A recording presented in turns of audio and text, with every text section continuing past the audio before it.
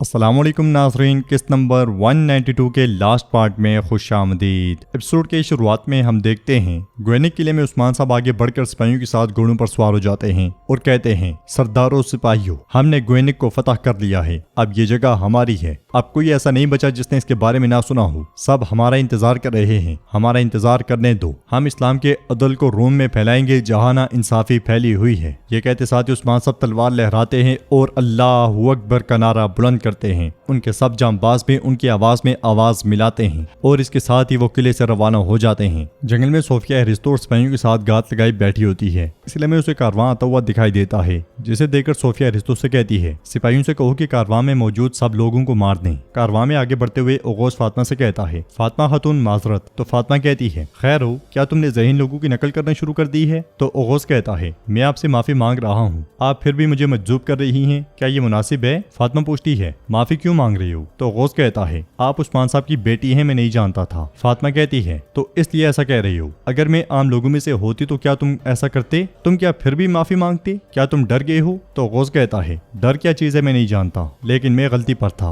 आप वाकई मगरूर हैं। फातिमा गुस्से से कहती है, तुम भी पागल हो, बुज़दिल और पागल। ये कहते साथ ही फातिमा आगे बढ़ जाती है। उधर दो बाज़ंतीनी सिपाही एक तुर्क सिपाही को लेकर गिलाडियोस के पास आते हैं। वो सिपाही चिट्ठी गिलाडियोस की जानिब बढ़ाते हुए कहता है, यगीद साहब ने ये मुझे आप तक पहुंचाने का हुक्म दिया है। गिलाडियोस चिट्ठी खोलकर पढ़ता है और कहता है, यगीद साहब से कहो कि जब ये सब कुछ खत्म हो जाएगा तो उन्हें उनके किए का बदला जरूर मिलेगा। ये सुनते साथ ही सिपाही यगीद के सिपाही को छोड़ देते हैं और गिलाडियोस कहता है, तो तुम मोदरोना पे हमला करोगे, तंग रास्तों से गुजरकर मोदरोना के लिए जाओगे। ये तंग रास्ते तुम्हारी मौत का रास्ता बनेंगे उस्मान, सब तैयार हो जाओ। ये कहते साथ ही गिलाडियोस वहां से रवाना हो जाता है। इधर सोफिया के इशारा करते साथ ही बाज़ंतीनी सिपाही तीर खींच लेते हैं और हुक्म मिलते साथ ही तीर काफिले पर बरसा दिए जाते हैं। ये देखकर जेर कुतई चिल्लाते हुए कहता है, ये एक जाल है, मोहतात हो जाओ। सब एकदम से घोड़ों को ढाल बना लेते हैं, मगर कारवां में मौजूद बहुत से लोग मारे भी जाते हैं। कुछ देर के लिए बिल्कुल सन्नाटा छा जाता है। काइयों के सामने आते साथ ही सोफिया भी तलवारें लेकर सिपाहियों के साथ आगे बढ़ती है। सोफिया को देखकर उन सबको बहुत गुस्सा आता है और सोफिया कहती है, मैं तुम सबको मार डालूंगी। हलीमा आगे बढ़ते हुए कहती है, तुम ऐसा नहीं कर सकती, मैं इसकी इजाजत नहीं दूंगी। मगर फातिमा उसे रोक देती है और कहती है, अब वो दुश्मन है। खवातीन पीछे से, जबकि जेर कुतई सिपाहियों के साथ सामने से लड़ पड़ता है। सोफिया आगे बढ़कर एक ही हल्ले में कई काइयों को शहीद कर देती है, मगर जेर कुतई भरपूर मुजाहमत करता है और उसके सिपाहियों को जहन्नुम वासिल करता ही चला जाता है।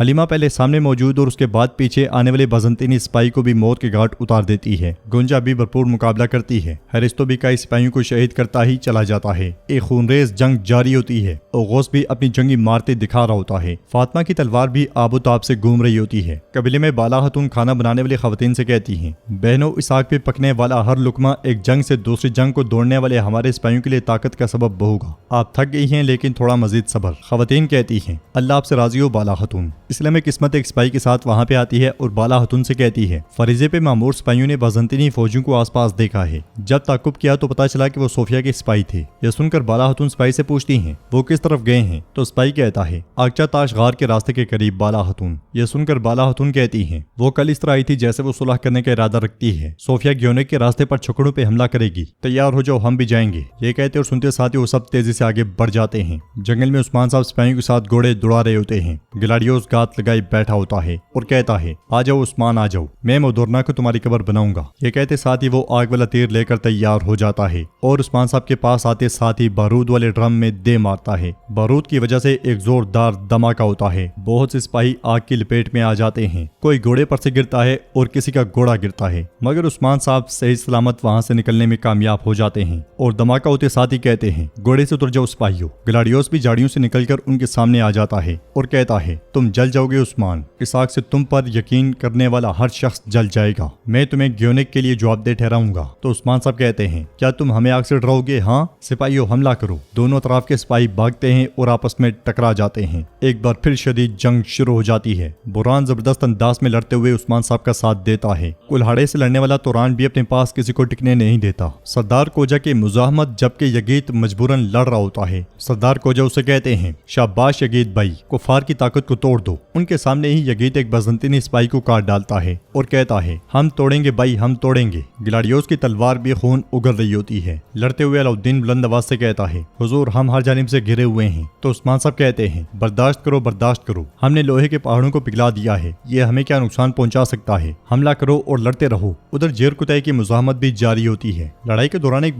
बाज़ंतीनी सिपाही पीछे से उस पर हमला करता है, मगर जेर कुतैब बड़ी फुर्ती के साथ पलटता है और दोनों तलवारों के साथ उसका गला काट डालता है। सोफिया भी अपनी जानिब बढ़ने वाले कई सिपाहियों को काटते ही चली जाती है और हैरिस तो उसका साथ देता है। खवातीन की मुज़ाहमत भी जारी होती है। लड़ाई के दौरान हलीमा आगे बढ़ते हुए सोफिया को आवाज देती है। सोफिया पलटती है तो हलीमा कहती है, मैंने तुमसे कहा था कि आइंदा मेरे सामने मत आना। तो सोफिया उससे कहती है, पुरसुकून हो जाओ मेरी छोटी चिड़िया, मगर हलीमा उस पर हमला कर देती है। सोफिया भी अपना भरपूर दिफा करती है और हलीमा उससे कहती है, तुमने फिर से झूठ बोला। सोफिया के पोइना पुकारते साथ ही हलीमा फिर से उस पर हमला कर देती है। आस पास भी बाज़ंतीनी कट रहे होते हैं। सोफिया हलीमा का वार रोकते हुए कहती है, पोइना मैं अजीम हूँ लेकिन तुम अजीम नहीं हो। मैं जब तुम्हारी यह हालत देखती हूँ तो मुझे तकलीफ होती है। तो हलीमा कहती है, तुम्हें इससे भी बदतर तकलीफ होगी, बर्दाश्त करो, लेकिन मैं अपनी जिंदगी में पहली बार सुकून में हूँ। सोफिया उसे कहती है, तुम्हारे पास एक आखिरी मौका है, या तो मेरे साथ आओ या तुम अपने खानदान की तरह मरोगी। जवाबन हलीमा कहती है, नहीं हरगिज नहीं। उन दोनों के दरमियान बेहतरीन मुकाबला हो रहा होता है। सोफिया एक बार फिर उसका वार रोकते हुए कहती है, तो फिर अपनी बहन की मौत देखो, सिपाहियों फातिमा को मार डालो। हलीमा एकदम से कहती है, नहीं मैं तुम्हें उसे छूने की इजाजत नहीं दूंगी। ये कहते साथ ही वो सोफिया पे हमला करके उसे पीछे धकेल देती है और फातिमा कहती है, अभी तक तुम नहीं समझी सोफिया, तुम हमें मौत से नहीं डरा सकती। बड़ी तादाद में बाज़ंतीनी सिपाही फातिमा की जानिब बढ़ते हैं तो ओगोस भी बीच में कूद पड़ता है और फातिमा पे हमला करने वाले दो बाज़ंतीनी सिपाहियों को मौत के घाट उतार देता है। फिर उससे कहता है, मैं तुम्हारी हिफाजत कर रहा हूँ सरदारजादी। मैंने कहा कि डर क्या है मैं नहीं जानता।